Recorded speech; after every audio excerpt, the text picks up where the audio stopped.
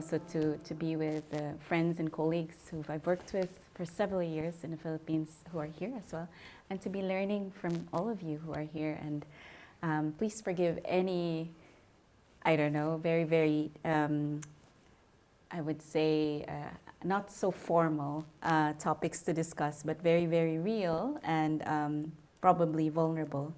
And would like to invite you to witness with me and also connect with your own story, because I believe whatever we're sharing now is also a shared experience, no, for all of us, not just in my part of the world. So I'm representing two initiatives. One is my organization, Green Relief Initiative, which I founded in the Philippines, actually in 2009, but it was a volunteer organization, and it became a nonprofit in 2017. And then a new project that I've been kind of working on the side, because it's really hard to work on this creative work while you're working for nonprofit management, but eventually kind of finding the marriage between the two now. And with gratitude to this project, actually it helped amplify this dream of restoring narratives of place and belonging, and through climate memory and imagination. And I will present this in different stages, and please bear with me. I'm trying to figure out how to tell this story well, because they're kind of like still merging together. So I'll combine some personal stories and my personal journey, and then the projects in response to mitigation and adaptation. So actually a lot of it is adaptation. And then with Green Relief, and Restorying Landscapes, and then looking at applying leadership and creativity. So I'm an artist, but it's also weaving some of the change making, applying it in that, and then generally using creativity as an approach, not necessarily just the arts. So like those levels of application. And then looking into the emerging opportunity to document loss and damage through arts and culture. So probably a lot of you already know that, or maybe not, the Philippines is one of the climate vulnerable nations in the world. We have an average of 20 typhoons a year, and most of them are actually intensifying as we go in the last 10, 15 years. And so I share with you some stories from my own experience on the ground, working with those who have survived. And then at the same time, we have this rapid, intense events, but also we also have these slow onset events. And I think compared to other nations in the Pacific, we probably don't have that, this kind of problem of the rising of sea levels, but it exists. And this is one island that actually is really like sinking, and water that's been rising already over time. And they also experience typhoons, so like multiple levels of challenges. But I'll speak more, not just from our own experience from my part of the world, but rather speak about our shared experience to start with as well. This was still in November 2021, so I have still to look up the one from last year. But when we talk about the warming projections, we're looking at not going beyond 1.5 degrees. I think a lot of you probably are familiar with this, but the Paris Agreement goal. But where we are, as you would see, we are here, and in 2021, it's 1.2 warming. And the commitments that we have actually with the optimistic scenario can actually go beyond 1.5, and we'll make it to 1.8. And this is where the optimistic scenario is, where we have pledges is here, the pledges and targets, and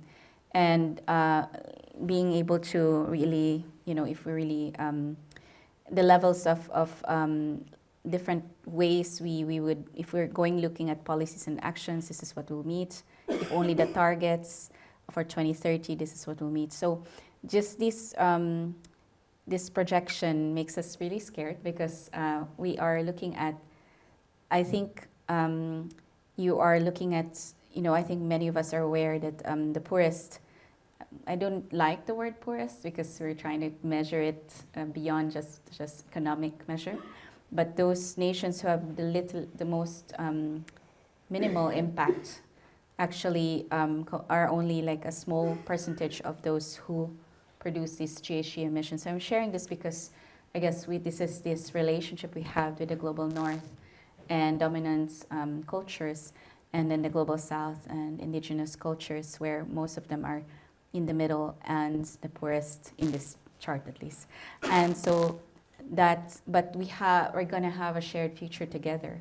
And that's like, if you just look at the impacts collectively, if we reach 1.5, wheat, rice, maize, and soybean will suffer. And then as we go further, so these levels of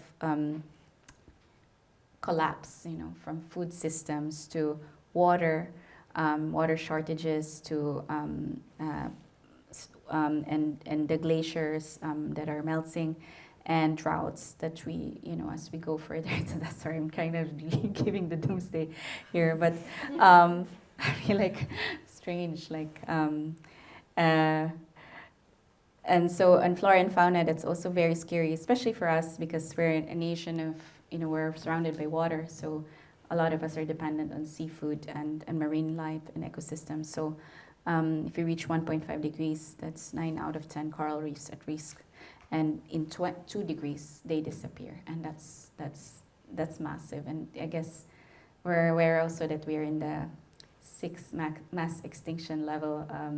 And so this kind of projection invites us, and I'm also going to quote Bayo Kamalafa, and we've talked about it this morning, but the way we responded when I started Green Relief is I asked this question. Actually, it was Einstein's quote first, like, you don't solve the same problem with the same thinking that caused it in the first place. And then I read this quote by Bayo, it was actually the same.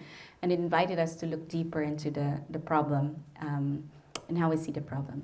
And for me, over the years, I've had a lot of history with trauma and challenges, but along the way, the arts have been a very important ally and a very important tool, and probably some of you are aware of this. And so I've working with art therapy and working with cancer patients, working with survivors of war and conflict, and I work with the peace building process in my country, work with indigenous elders and intertribal peace packs and the government, and working with community art mostly, but also working with their trauma using art therapy. And then I've also worked in the climate conversations and actions, and worked directly with survivors, and working with ritual, and working with helping them look into trauma from the impacts of climate change. I've also kind of, in a way, I've worked with the interfaith peace building movement, so I'm looking into sacred ecology and spiritual ecology and their role as well to help shape the moral imagination of climate leaders. And I've also been active in the climate conferences, so I've joined the climate conferences. This was COP21 was my first COP, and it was so hopeful because it was supposed to be the end of the fossil fuel era. And over the years, though, I've seen these massive devastation of our country. And actually, in fact, every time there's a COP, every time we have these massive super typhoons, and it's like a very interesting timing, so we have stories of people always going through the floods, putting their babies in the basins, or this photo is so familiar to all of us all the time. And so I founded Green Relief using permaculture and eco-village design. I've been in this movement for a while, and I'm also one of the co-founders of Permaculture for Refugees. And I also work with the Global Eco-Village Network, which is also based in the UK, and have worked with communities that are in transition from disasters and displacement.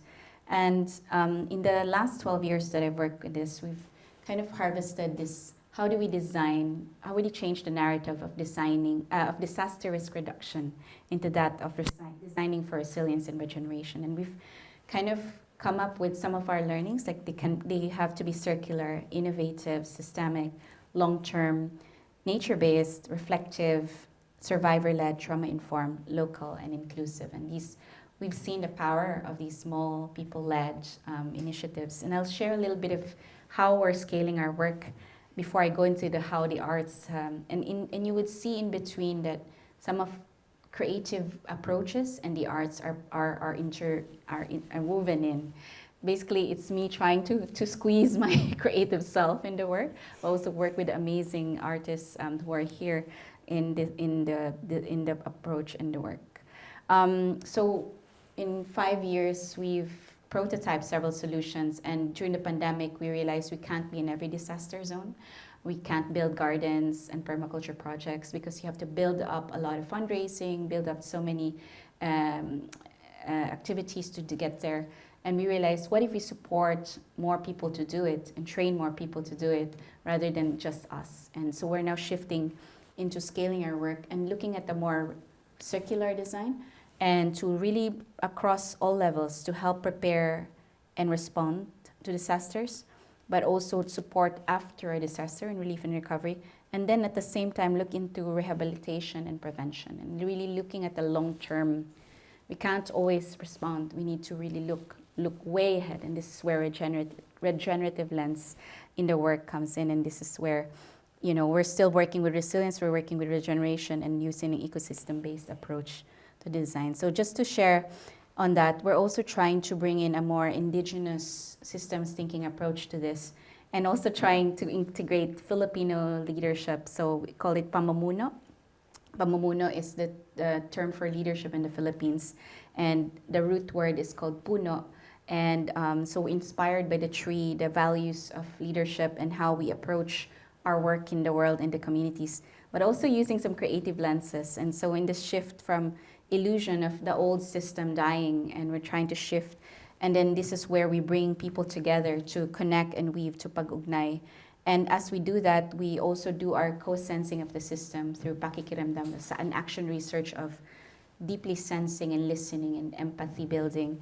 And then as we go deep into our intuition, as systems collapse, as we look into the changes happening in our society, we work with our intuition. What do we already know in the community? What's local wisdom that we have? What traditional ecological knowledge that we have? What have we learned? How did survivors survive? How could we invite them to lead? And this is also where we draw in our wisdom of kapwa, which is founded in the word kapwa, which means the shared self. And it's a very beautiful worldview of Filipinos. And I bring that in the room because we shared actually about it the other day with a residents, artist in residence, and it has to do with our shared self, which is present in all the way we see ourselves and in nature and in the arts as well. And this is where we also invite the work of going deep into decolonizing and healing and restoring our narratives. And then as we go further, working on our intuition, we now lead into the imagination as we bring people to imagine a future that they want, and then bring in the spirit of bayanihan, which is nation building. And this is in every part of the Philippines, you would have word for collaboration, and which is called bayanihan. And from that spirit, we give life or regenerate ecosystems. And this is a trauma lens, the trauma journey that we're working with in our work, how to weave people, but also go into the healing and then regenerating ecosystems and communities.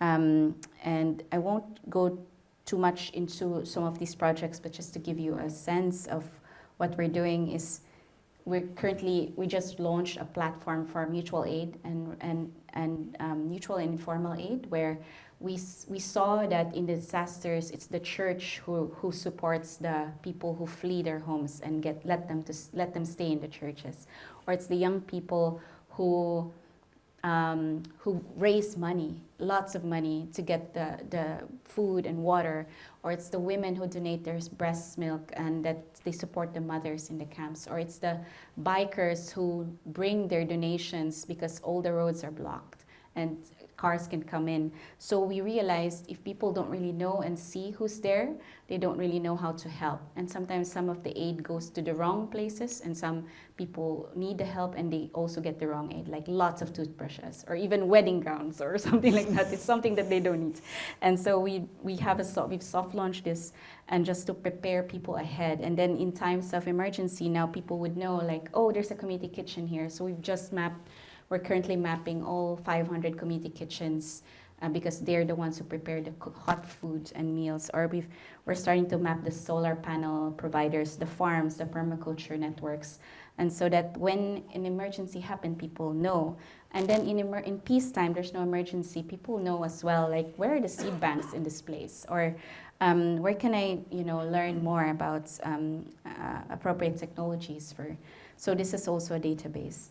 And then after a disaster, relief and recovery. So we teach permaculture in camps and resettlements, and it's been one way to really address food and water and nutrition and waste management and well-being, because it's all in one in the garden, I guess, for some of you who work with the garden.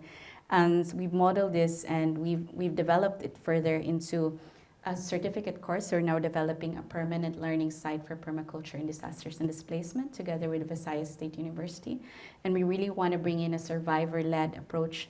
We're bringing in the local knowledge, and we also work with indigenous peoples who've survived disasters, and we want to integrate that. And as a side note, I've proposed, I don't know how many are permaculture practitioners here in the room, maybe familiar, yeah. And so I've developed a proposal called Principle Zero to honor traditional ecological knowledge in permaculture, because it's not explicit. So we're trying to really bring that out there, and we're also working with global teachers like Rosemary Morrow in this process, who's worked with refugees all over the world for or more than 40 years. We're developing a mapping of a tool for emergency gardens, because we want to train as many to be able to design food systems, water systems right away, and some kits to use so that they can design, in a camp or a resettlement. And then lastly, this is where we're going to lead into the collaboration with the arts and culture more explicitly, is really the rehabilitation and prevention. And we are running this lab called Pamumuno Lab. I shared with you the spirit of Puno, the tree, and ecosystem leadership. We're working with global partners like Common Land and Wetlands International and World Agroforestry Centre, the British Council for this funding, and the Department of Environment and Natural Resources, and the League of Organic Agriculture Municipalities and Cities. And we're aiming to scale up the solutions for ecosystem restoration in the landscape, and to scale wide to replicate the solutions. But the missing part is when we bring stakeholders together is to build deep, trusting relationships on managing conflict or visioning together.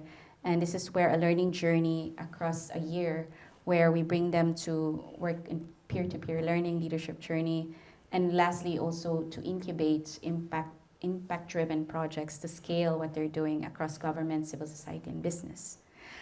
And we're piloting it in Cebu, where I live, where I was born. And after Typhoon Rai hit Cebu, it was on a standstill in 2021. It was like we had no power and water for a month. Internet was down. People were fighting over water and lining up and fuel. And it showed us that we're not so resilient, and that we have a lot of issues, but a lot of opportunities to be scaled. And we're currently helping regenerative agriculture scale. We're setting up to scale marine permaculture, seaweed farming, and flood management through native trees. And this is where now we're going to bring in this collaboration that we're doing. So the second project I'm sharing is called Restorying Landscapes, which has been a project that has been built up over time with amazing collaborations of the artists that were here, and also with the culture bearers of the landscape and change makers in the landscape, is to work with the cultural memory and imagination. And in collaboration with Hawkwood and One Resilient Earth, this is where we're trying to integrate together with the amazing artists here. So I'm trying to show their photo, because in case you can't see them, and you'll get to know them on Thursday. We're trying to integrate the arts and culture as a means to get people to document their landscape and the narratives in the landscape. And in this learning journey, where we build activation of community members, we are inviting them to use photography or digital arts, filmmaking, and visual arts, painting, so that they could document stories, and they could document the challenges and loss and damage in the landscape. And then in the end, in the middle, we want to invite them to create a community museum, so that the leaders in the landscape can reflect back on and read into what did the stakeholders see in the landscape, what stories and narratives are there, and what are the potentials for restoration. And that's way when we build the scaling up of the incubation lab, is that these are informed designs, and the restoration planning are based on citizen science and how people really are engaged with the problem, to be more practical about it is we also want the arts to be able to, use their photographs to have portraits of stakeholders, to document biodiversity in landscapes, to have narratives and audio recordings of their stories, and then integrate them into the restoration plan, because we have spatial planners using 3D relief with sculpture and data mapping. So we want it to be relevant, not just a show, and on the side it could be like an opening exhibit or something. Now this is where the documenting loss and damage comes in. And so we were trying to attempt how the arts and culture can be a methodology to document non-economic loss and damage. And so in the COP27, it has been more established that wealthy countries would start looking into financing climate reparation. Careful of the word reparations there, but climate financing for loss and damage for countries like the Philippines and other nations who are now beyond adaptation. And this means that they cannot, their limited capacity to be able to prevent further impacts. And when they say economic losses, so they're referring to houses, property that you can measure, and non-economic losses are like cultural heritage or our sense of identity in a place, biodiversity. It's something that you can't count. And this on its own is actually flawed because you're talking about just from an economic lens, but in a way it's a good starting point for us because we've seen how the arts, can be a way to help people bring their visions, their feelings and emotions, but also can be a facilitator of more more inclusive and planning of restoration plans. This is an example of where we did one of the residents that we're working with is an Indigenous woman named Dom Ann Macagni, and I've worked with her on this with Indigenous elders to develop a disaster risk reduction plan.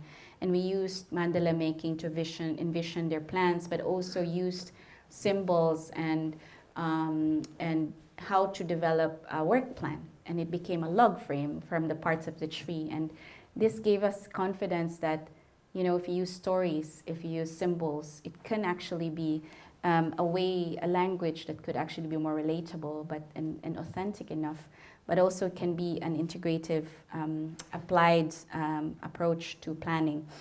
And in this work of restoring communities from survivor to threat and restoring to become thrivers, this working on narratives and restoration, the theme, we're kind of birthing from this collaboration and action research and documenting non-economic loss and damage using the arts and culture. And also we're also working with local universities in the Philippines, the University of the Philippines and Manila Observatory, who's now helping us shape this design. And we want to become locally inclusive. We want to be able to use the arts and culture to build evidence, to conserve local biodiversity, cultural and natural heritage, to weave arts and climate science, influence local restoration plans and policies, to channel loss and damage financing, because basically as you build evidence, as they would need evidence to show there's loss and damage, and to get the finance, and then transform the narrative of the economic measurement, because we want to use the arts to give a deeper meaning to that. And I realized I've never helped define loss and damage. For some of you probably are not familiar, but it's a general term used by the UN to refer to the consequences of climate change that go beyond what people can adapt to when options exist, but that they don't have the resources and capacity to utilize them. And the reason why we're doing this action research, because there's no current way to measure non-economic loss and damage that is more in a way that's inclusive, but really looked into the hidden costs of climate change. And these are really hard to quantify. And that's, there's a knowledge gap across research about this currently. And that's also the voice of the Global South is also missing or is limited. And so we want to highlight this. And really from the arts approach, we're really able to engage communities. We're able to engage leaders, and they can be convinced that it can be a work that can be, that can give their planning more spirit and value. And also the other reasons to make the invisible visible, so issues that are cultural challenges in a landscape. Why do tree planting programs fail? Or why, people don't see a problem, but actually when you take photos of it, it shows you, it's proof of evidence of a problem. Of course, we know the therapeutic power of the arts too, so I don't think I need to share about that, but probably many of us have seen that and witnessed that with art therapy and other means. Is of course one way to express grief and challenges. So it is probably one of the missing things that could be incorporated to really show how important the arts is. And to validate data with story, because we have so much climate data, numbers of farmers, numbers of temperature rise and all these things, but the stories of like we've lost, these crops, or when my grandmother, used to plant this, or our water was just here and now it's up to here, but it's different when you hear people talk about it. And that means it also builds inspiration because people start seeing the picture together. And when you visualize that, externalize that, it gives a different meaning rather than it's just numbers or reports. And then we want it to be an empathic way. So like when people make plans or policies, they're really, really coming from that understanding and connection from the people and their realities. And then we want to inclusively express narratives because not everyone is literate or not everyone is able to express, their understanding of climate impacts in literacy, like written or verbal. And then to document narratives of change in landscapes, we want to see that also to prove that there has been change. And then we want to be able to enable climate financing this way and to build evidence and proof that there's loss and damage. And then, of course, to preserve local knowledge and wisdom this way. And lastly, because I think when we use the arts as a universal language that's somehow beyond, that helps us kind of unite, not despite our differences. So in this context, we work with government leaders who are probably hard to deal with sometimes, and or business leaders. But if we use neutral language like the arts as a way to have an entry point to discuss a challenge or a plan, we want that to be the third space. We want to utilize that. So yeah, and our next steps is to formalize research partnerships, and we're trying to build institutional collaboration here in the UK with the Hawkwood and their partners, and then with the universities in the Philippines, develop an action research design, integrate landscape mapping and analysis, because we've already started the creative documentation workshops that our artists have taught in the landscape with the landscape stakeholders, and we're trying to prototype a community museum for this, and we want climate vulnerable nations to hold community museum. Of course, the word museum, we have to deconstruct that, but just the concept of bringing together a place where people remember their story, to restore what they've lost, and then to restore and change that as a place for imagining a climate future, a regenerative climate future together. And then lastly, to mobilize resources to implement this. So that's where we are, and this is our last workshop that we had, and just to give the most the spirit of that community in this work. And so I want to thank you for your time, and I hope that was too long, but these are the links you can learn about what I do and these amazing people that I'm with today. And thank you. Salamat po for your time.